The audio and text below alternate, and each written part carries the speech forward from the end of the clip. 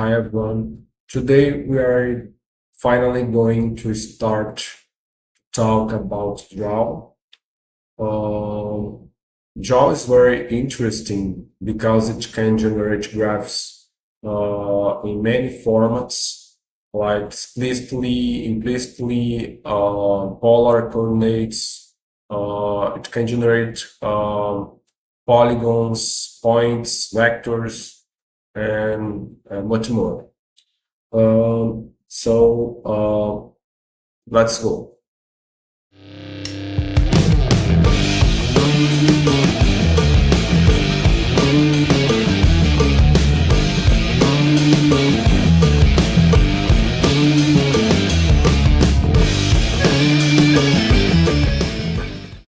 So I have Maxima open here. Before we start to draw, it's important to say that when you run draw by the first time, it may take some time because draw needs to be compiled. And in order to compile draw, you need to have a C++ compiler installed. So it's important to install the C++ compiler, for example, in Linux.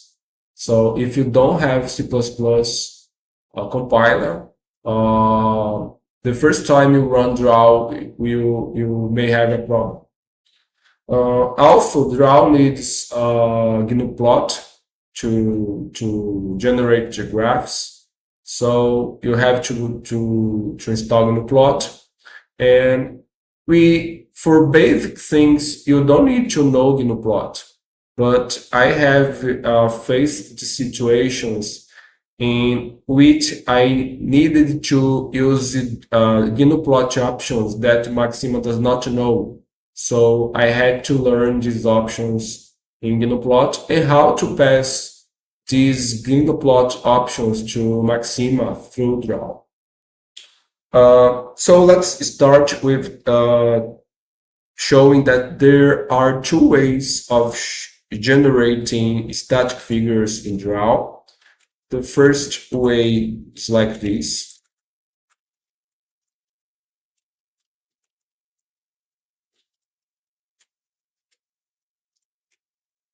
And then it opens GNU plot window here.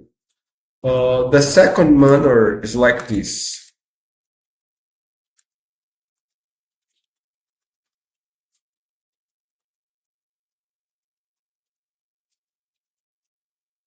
And we see that nothing has changed here. So it means that these two commands, they generate the same graph.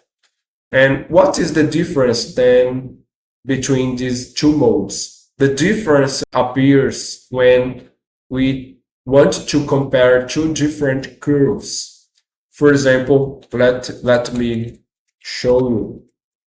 I will add a curve here to show cosine.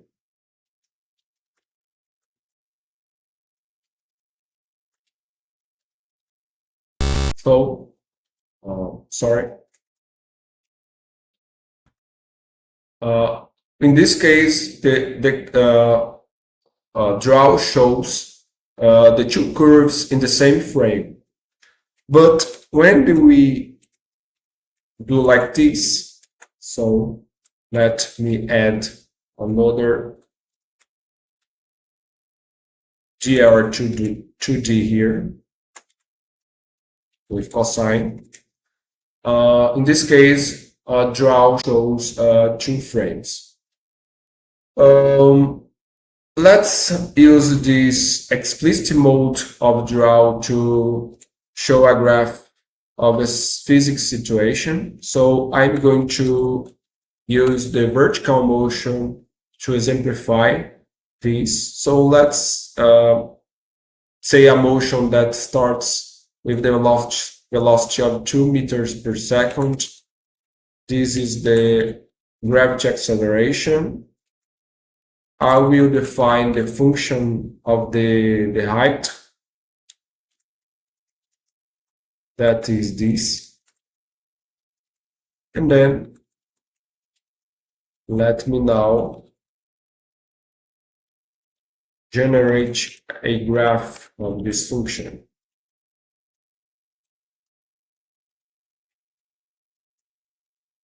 So we have this. There are some options in draw that we can use to modify things. For example, it's not interesting to show negative heights here. So what I can do to show only positive heights, we can add this option that is Y range. And then we put here the interval in which we want the graph to be shown. We can also change the horizontal range like this.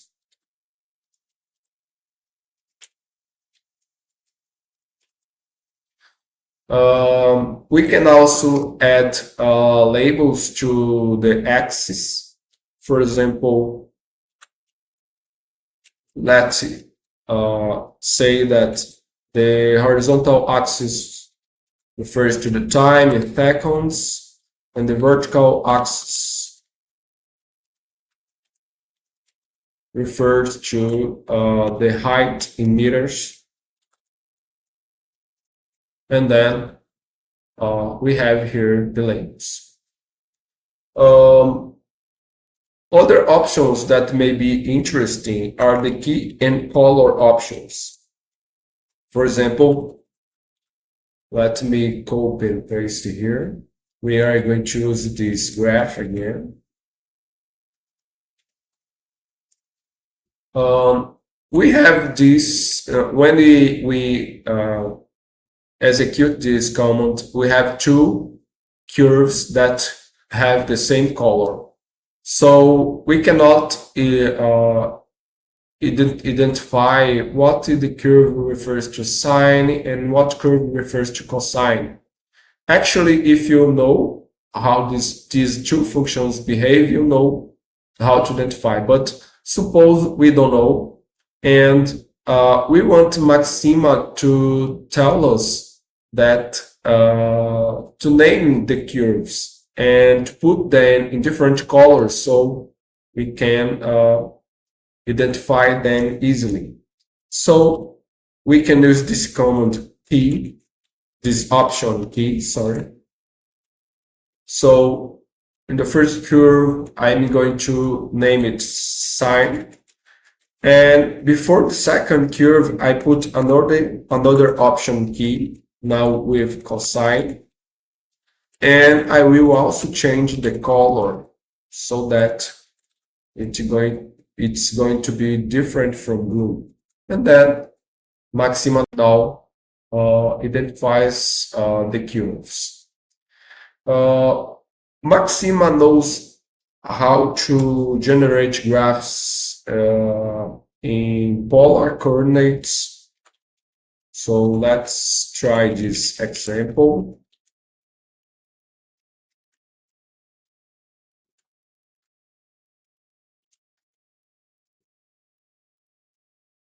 This is the circle, but it does not appear the circle. It appears to be an ellipse. Actually, what is happening here is that Maxima does not put the units of the axis in the same size. In order to tell Maxima to do this, to put the units of the axis in the same size, we have to use this option.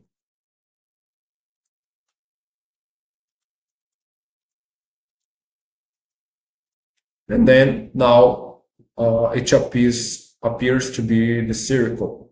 Also, this circle does not appear to be very smooth. There is one option, Maxima, that we can use it to increase the number of points used in the graph. This option is nticks.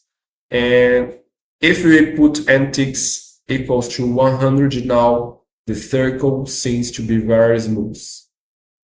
Um, let's try another example using Polar. Let me just copy and paste here. And I'm going to change only the function.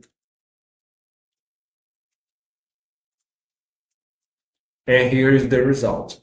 Again, we see that since this curve changes much more than the circle, it does not seem to be very smooth in the extremes here. How we can fix this is, again, increasing the numbers used in the graph. If we put n-ticks equals to 200, now it seems to be very smooth.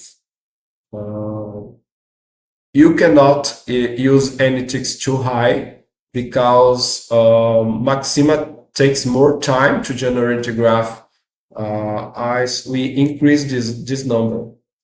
So just be careful when choosing n-ticks. So this is what I wanted to show you today. I hope you think Draw is interesting, and if you use it in your daily work, maybe you can get familiar with it, and you can see how powerful Draw is.